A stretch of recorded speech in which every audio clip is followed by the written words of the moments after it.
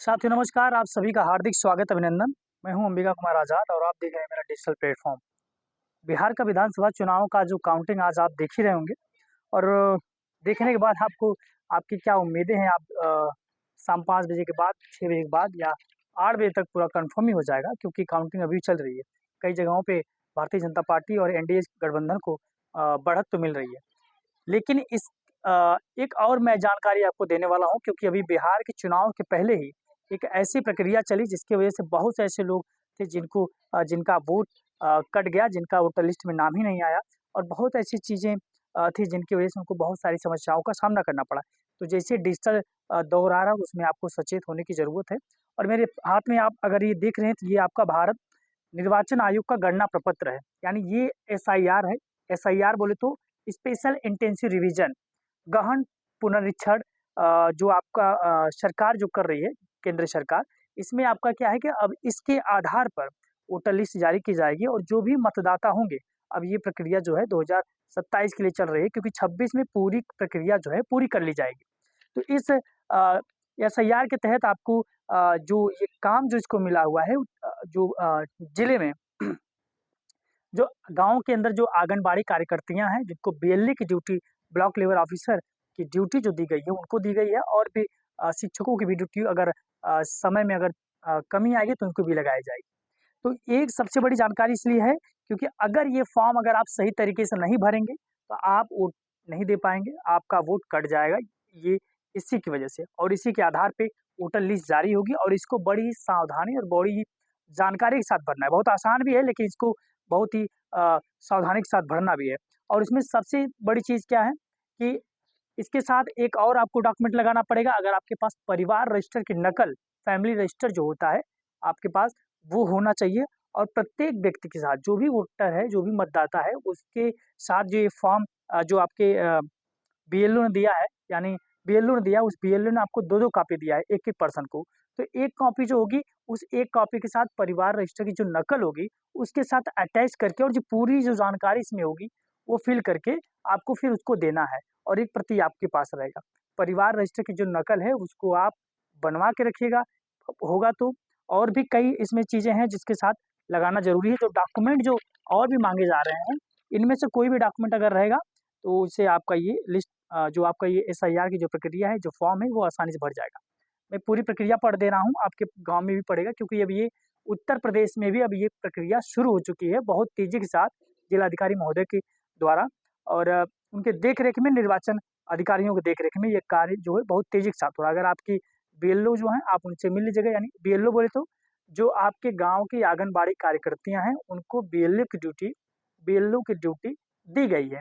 वो आपकी ये काम करेंगी और आपको फॉर्म मिलेंगे। ज़रा कि ये हमारे गाँव की बीएलओ के द्वारा ये हमें उपलब्ध हुआ है। इसकी जो जानकारी है, इसमें जो डॉक्यूमेंट और क्या-क्या इसमें लग सकते हैं एक वर्तमान फ़ोटो भी आपको लगेगा पासपोर्ट साइज़ का, वर्तमान समय का आप उसको आप क्लिक करवा के रख लीजिएगा, वो भी इसमें अटैच होगा।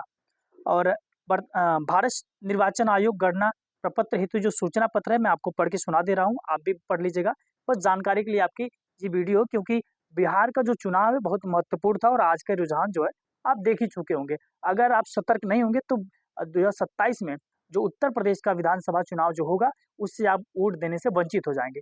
तो मैं जो इनकी जानकारी है, मैं आपको पढ़ के दिखा देता हूँ, सुना देता हूँ। निर्वाचन निर्वाचक जो है, हेड वोटर्स इलेक्शन कमीशन की वेबसाइट पर विशेष प्रगाढ़ प्रगाढ़ पुनरीक्षण निर्वाचक नियमावली में अपना और संबंधित रिश्तेदारों का नाम देख सकते हैं और गणना प्रपत्र में विवरण उपलब्ध करा सकते हैं। सहायता के लिए निर्वाचक संबंधित बूथ लेवल अधिकारी यानी बीएलओ से संपर्क कर सकते हैं। निर्वाचक रजिस्ट्रीकरण अधिकारी उन निर्वाचकों को नोटिस जारी करेगा जिनका गणना प्रपत्र में दिया गया विगत विशेष प्रगाढ़ पुनरीक्षण यानी एसआईआर निर्वाचक नियमावली का विवरण या तो उपलब्ध नहीं है या डेटाबेस से मेल नहीं खाता है। यानी उनका नाम काट दिया जाएगा जिनकी पुरानी 2003 से पहले की इसमें एसआईआर का एक और इसमें काम है कि जो लोग मृत हो चुके हैं उनको भी हटाना है वोटर लिस्ट से। तो इस तरीके से नए वोटर्स की एक नई वोटर लिस्ट तैयार की जाएगी। तो इसमें सावधानी बरतनी बहुत ज़रूरी है। आगे ये नोटिस अपना दिए हैं, निर्वाचक रजिस्ट्रीकरण अधिकारी उन निर्वाचकों को नोटिस जारी करेगा जिनका गणना प्रपत्र में दिया गया विगत विशेष प्रगाढ़ पुनरीक्षण निर्वाचक नियमावली का विवरण या तो उपलब्ध नहीं है या डेटाबेस से मेल नहीं खाता है। नोटिस प्राप्त होने पर निर्वाचक को नियमावली श्रेणियों के आधार पर अभिलेख जो है उपलब्ध कराने होंगे। यदि 1/7/1987 से पहले भारत में जन्म हुआ हो और उसके बाद नीचे नीचे वो लिखते हैं कि नीचे दी गई सूची में स्वयं के लिए कोई भी अभिलेख उपलब्ध कराएं जिससे जन्म तिथि और या जन्म स्थान का पता चलता हो। और दूसरी पॉइंट वो लिखते हैं कि 1/7/1987 से 2/12/2004 के बीच यानी 2 दिसंबर 2004 के बीच भारत में या तो उनका जन्म हुआ है।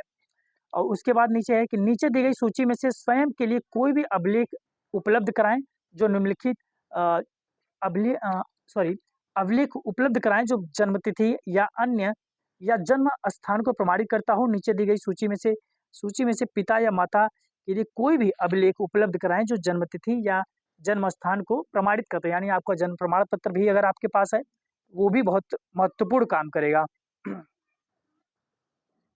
उसके बाद 2 दिसंबर 2004 के बाद भारत में जिनका भी जन्म हुआ है उनका जो है नीचे दी गई सूची में से स्वयं के लिए कोई भी अभिलेख उपलब्ध कराएं जो जन्म तिथि और अन्य और जन्म स्थान को प्रमाणित करता हो। उसके बाद फिर लिखते हैं कि नीचे दी गई सूची में कोई भी अभिलेख उपलब्ध कराएं जो जन्म और तिथि जन्म स्थान को मतलब प्रमाणित करता हो।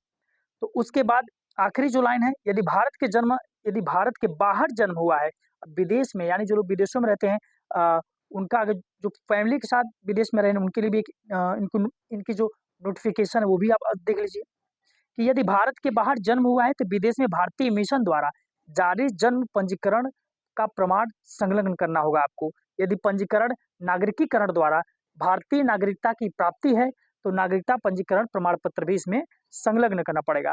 तो आइए अब पढ़ लेते हैं अभिलेखों की सांकेतिक संपूर्ण नहीं है सूची। यदि ऊपर लिखित है तो स्वयं पिता और माता के लिए अलग अलग स्व सत्यापित अभिलेख जो है वो आप जमा कर सकते हैं। किसी भी केंद्र सरकार राज्य सरकार सार्वजनिक क्षेत्र के उपक्रम में नियमित कर्मचारी पेंशन भोगी को जारी किया गया कोई भी पहचान पत्र पेंशन भुगतान आदेश ये जो होगा ये मान्य होगा। 1/7/1947 से 1987 से पहले सरकार स्थानीय प्राधिकरणों बैंकों डाकघर LIC सार्वजनिक क्षेत्र के उपक्रमों द्वारा भारत में जारी किया गया कोई भी पहचान पत्र प्रमाण पत्र अभिलेख जो होगा वो मान्य रखा जाएगा। सक्षम प्राधिकारी द्वारा जारी प्रमाण पत्र भी मान्य रखा जाएगा। पासपोर्ट जो भी आपका है पासपोर्ट भी आपका मान्य रखा जाएगा। उसकी फोटोकॉपी अगर इसमें आप लगा देंगे वो भी आपका मान्य रखा जाएगा। ID के तौर पे मान्यता प्राप्त बोर्ड विश्वविद्यालयों द्वारा जारी मैट्रिकुलेशन यानी 10वीं की मार्कशीट शैक्षिक प्रमाण पत्र भी आपका मान्य होगा। सक्षम राज्य प्राधिकारी द्वारा जारी अस्थायी निवास प्रमाण पत्र वो भी आपका मान्य होगा। अगर आप वन अधिकार प्रमाण पत्र आपके पास है वो भी उसमें मान्य होगा। इसमें सक्षम प्राधिकारी द्वारा जारी OBC SC ST या कोई भी जाति प्रमाण पत्र अगर होगा तो वो भी इसमें SIR की प्रक्रिया में डॉक्यूमेंट के लिए मान्य होगा। इसमें कोई भी कंफ्यूज होने की जरूरत नहीं है। दूसरी चीजें इन नोटिफिकेशन में ये देखते हैं कि राष्ट्रीय नागरिक रजिस्टर जहां भी हो वो भी आपका मान्य होगा। उसमें भी आपके सारे डिटेल्स रहेंगे वो भी मान रखा जाएगा। राज्य या स्थानीय प्राधिकारियों द्वारा तैयार किया गया परिवार रजिस्टर जो परिवार रजिस्टर की नकल मैंने पहले भी कर दिया है कि परिवार जो रजिस्टर फैमिली रजिस्टर जो होता है वो हर किसी के पास होता है। आप उसमें पंचायत सहायक के माध्यम से आपके गाँव में उसके माध्यम से अगर आपके पास वो परिवार रजिस्टर की नकल नहीं है तो अपने पंचायत सहायक के माध्यम से आप उनसे संपर्क करिए। हर ग्राम सभा में एक पंचायत सहायक रखा गया है। उनसे आप संपर्क करेंगे वो आपकी जो परिवार रजिस्टर की नकल है वो आपकी बनवा देंगे। अगर पुरानी है तो उसको भी आप लगा सकते हैं। उसके बाद सरकार द्वारा जारी कोई भी भूमि मकान आवंटन प्रमाण पत्र अगर आपके पास है तो वो भी मान्य रखा जाएगा। अब आधार के लिए आयोग के पत्र संख्या 23/2025 ERS खंड दिनांक 9/9/2025 जो उसमें जोड़ा गया है द्वारा जारी किया गया है वो भी इसमें मान्य रखा जाएगा। बिहार SIR की मतदाता सूची का अंश जो है वो बिहार की चीजों में आप देखिए कि इतने सारे जो डॉक्यूमेंट्स हैं ये आपके पास होना चाहिए साथियों।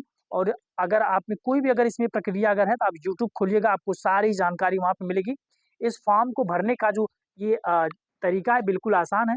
इसमें आपका जो विधानसभा निर्वाचन क्षेत्र की जो संख्या होगी, इसमें अभी आप डाल सकते हैं। जैसे यहाँ पे दिया हुआ है भाग संख्या एवं नाम, निर्वाचक का नाम जो है वो भी है। ईपीआईसी उसके बगल में जस्ट जो है यूपी 45 यहाँ समथिंग, हमारा यूपी 50 है।